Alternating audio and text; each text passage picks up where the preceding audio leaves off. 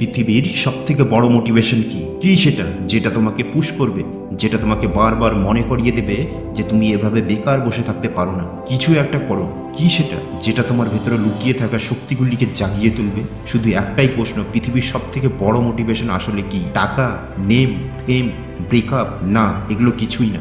সব থেকে বড়, সব চাইতে বড়, যার থেকে বড় মোটিভেশন পৃথিবীতে আর কিছুই হতে পারে না, সেটা হলো তোমার পরিস্থিতি, তোমার সিচুয়েশন, তোমার ফ্যামিলির সিচুয়েশন। এই জিনিসটি তোমাকে দিয়ে যা করাতে পারে পৃথিবীর কোনো শক্তি তোমাকে দিয়ে তা করাতে পারে না। অর্থের অভাব তোমাকে দিয়ে যা করাতে পারে, অর্থের লোভ তোমাকে দিয়ে তা করাতে পারে না। কখনো কখনো তোমার মন করে এটা কিনি ওটা কিনি, কিন্তু শুধুমাত্র অর্থের অভাবের কারণে তুমি তোমার স্বপ্নগুলিকে, তোমার ইচ্ছেগুলিকে মেরে ফেলো। তোমার অনেক ভালো ভালো খাবার খেতে ইচ্ছে করে, কিন্তু অর্থের অভাবের কারণে তোমাকে মুখ ফিরিয়ে নিতে হয়। তুমি সোশ্যাল মিডিয়াতে সারা বিশ্বের কত নতুন নতুন জিনিস দেখো, কিন্তু যখন তুমি সেখান থেকে বেরিয়ে এসে নিজের জীবনে সেগুলি দেখার চেষ্টা করো, তখন কিছুই দেখতে পাও না। তোমার কোথাও ঘুরতে যেতে ইচ্ছে করে, কিন্তু যাওয়ার জন্য তোমার নিজের বাইক নেই, অথবা বাইক থাকলেও পেট্রোলের টাকা নেই। তুমি সারাদিন কাজ করে যা ইনকাম করছো তার থেকে বেশি তোমার খরচ হচ্ছে। তুমি রাতে শান্তিতে ঘুমাতে পারো না, প্রতিদিন ঘুমানোর আগে তো তোমার টেনশন হয় আমার কি হবে, আদৌ আমার কিছু হবে কিনা। তোমার বাবা মা দিন রাত কঠোর পরিশ্রম করছেন, এবং সেটাও সামান্য কিছু অর্থের জন্য, যা দিয়ে তুমি কেবল বেঁচে থাকতে পারবে। তারা সকাল থেকে রাত পর্যন্ত কত কিছুই না সহ্য করে। মাঝে মাঝে তাদের মনে হয় আর না, আমি ক্লান্ত হয়ে গেছি। লোকেদের কত খারাপ কথাই না শুনতে হয় তাদের। মন, শরীর, চোখ ক্লান্ত হয়ে যায়, সারা শরীর ক্লান্ত হয়ে যায়, কিন্তু তবুও তারা সেই কাজ করে। কেন?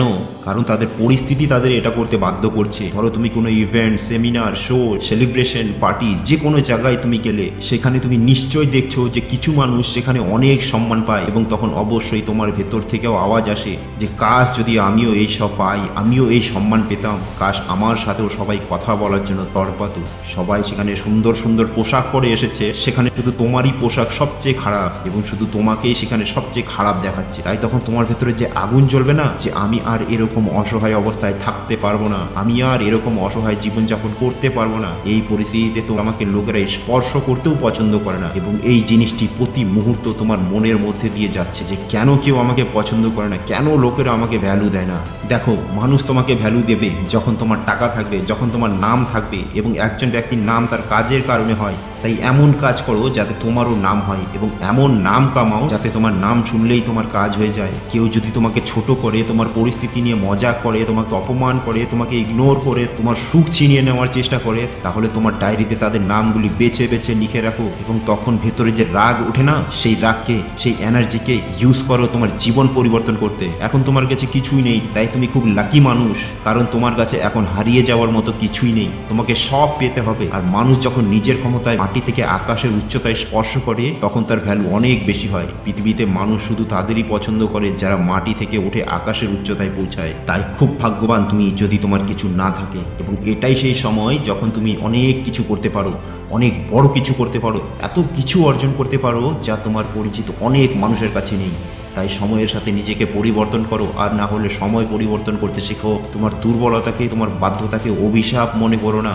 পরিস্থিতি যতই খারাপ থাকুক, থেমে যেও না, হাঁটতে শেখো। তোমাকে তোমার পরিস্থিতির বিরুদ্ধে, তোমার নিজের বিরুদ্ধে লড়াই করতেই হবে, জিততেই হবে। তোমাকে নিজেকে হারাতেই হবে। আমি পৃথিবীর ভিড় হতে চাই না, কারণ আমার ভেতরেই একটা জগৎ আছে। আমি নিজেই নিজের আসামি, এবং এই বাস্তবতা প্রতি মুহূর্ত আমাকে শাস্তি দেয়। আমি সহজ জিনিস পছন্দ করি না, কারণ অসুবিধা উপভোগ করতেই ভালো লাগে আমার। জীবন কষ্টে পরিপূর্ণ হয়ে আছে, তাই নিজেকে সাহসী তৈরি করতেই হবে। কষ্ট প্রতিটা মানুষের জীবনেই আসে, আর এদের মধ্যেই কিছু মানুষ সফল হয়ে যায়, আর কিছু মানুষ হেরে যায়। নিজের আইডেন্টিটি, নিজের পরিচয় তৈরি করার অভ্যাস আছে আমার। হাজার কষ্টের মধ্যেও হাসির অভ্যাস আছে আমার। এবং এই ভিডিও শেষে আমি শুধু একটাই কথা বলতে চাই, যে মানুষ যাদের ইগনোর করে, একটা সময় সেই সব লোকেরাই সফল হয়ে যায়। তাই চুপচাপ পরিশ্রম করতে থাকো, কারণ তোমার পরিশ্রমের ফল তুমি একদিন পাবেই। এবং মনে রেখো, একদিন সময় তোমারও আসবে। বন্ধুরা, এরকম আরও পাওয়ারফুল মোটিভেশন ভিডিও দেখতে চ্যানেলটি সাবস্ক্রাইব করুন এবং বেল আইকন প্রেস করুন। দেখা হবে পরের ভিডিওতে। ধন্যবাদ।